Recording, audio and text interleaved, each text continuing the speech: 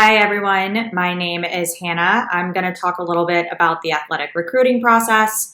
I have a few tips to share with students, but before I do that, I wanted to share a little bit about my experience. So I played lacrosse at Stanford University, which is a Division I sport. We were in the Mountain Pacific Sports Federation Conference, which is actually Pac-12. We went Pac-12 a couple of years after I graduated. But when I was going through the recruitment process, I decided freshman year of high school that I was interested in maybe potentially playing lacrosse in college. I'm from Texas originally. Lacrosse was a pretty non-traditional sport in the state that I grew up in, but it was becoming more competitive.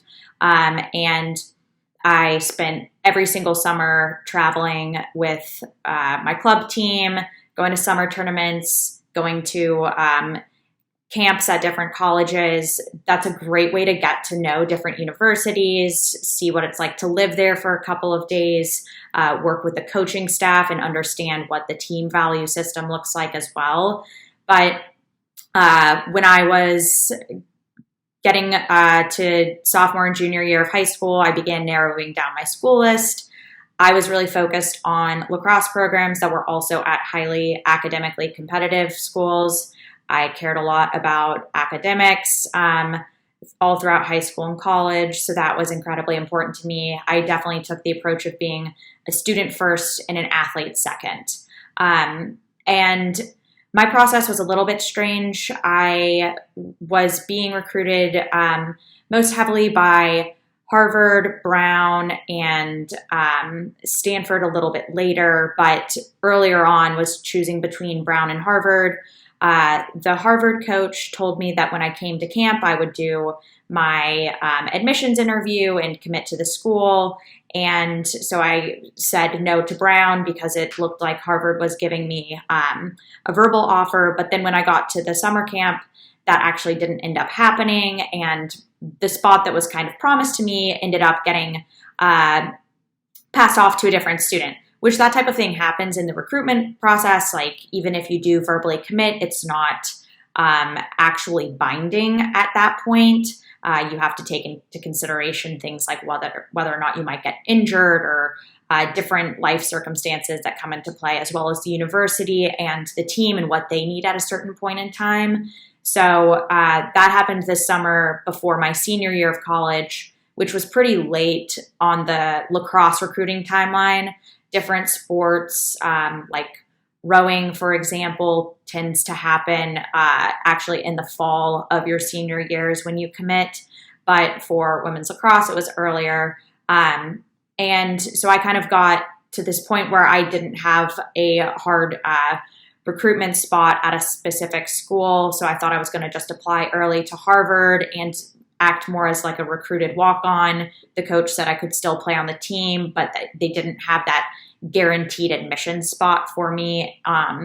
But it happened that a spot ended up opening last second at Stanford. So I jumped on that and applied to Stanford early action and got accepted.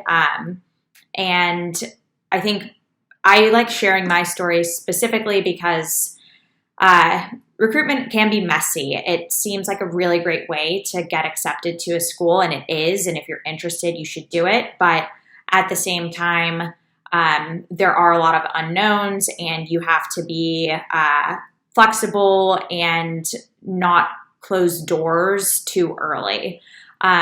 So a couple of tips for students in that regard is, first, I tell this to everyone I talk to that's interested in getting recruited, is cast a wide net.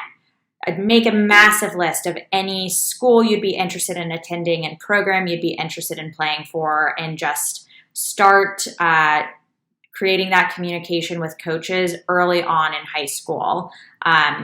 You never want to get caught in a position where it's too late, the spots on every team are filled, and you just decide that you might want to play in college at that point. If you ever think you might consider it, you should do it. It's a pretty tiring process. to go through recruitment, but it's absolutely worth it if you can find a great fit. So cast a wide net, talk to a lot of coaches, start early. Don't get discouraged if doors close because, like in my case, there are always other great ones that open. And from a kind of organizational standpoint too, this is a really good opportunity as a high school student to develop strong email communication skills, to demonstrate that you're not just a good athlete, but that you're a good student, that you're a good communicator, that you listen to coaches, that you're responsive. All of those things are taken into consideration in the recruitment process, not just what you're doing on the field or on the court. So those are all important kind of tips to keep in mind. And the last piece that I cannot emphasize enough is really consider your profile as a student and as a college applicant outside of just athletics alone. There are always these unknowns that happen, like injuries or, to use my personal example again, doors that close for reasons that you couldn't control.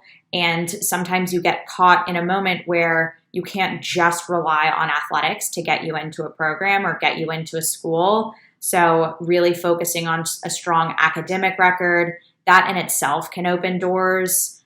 Maybe you'll kind of boost up a team GPA if you have strong academics, but aren't the absolute best top athletic recruit that they might have.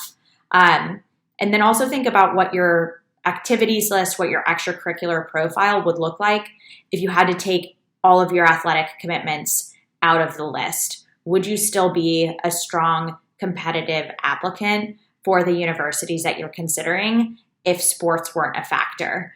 And I know that's a kind of negative mindset to be in, but it's an important one both for kind of strategic development to make sure that you're not going to have any doors closed on you from just a straight normal admission standpoint, but also from a personal development standpoint. Like you want to think about what your academic interests look like, what your community engagement looks like. That's going to help you develop as a person and a student, which those things I really do believe translate to how you function as an athlete on a field or on a court.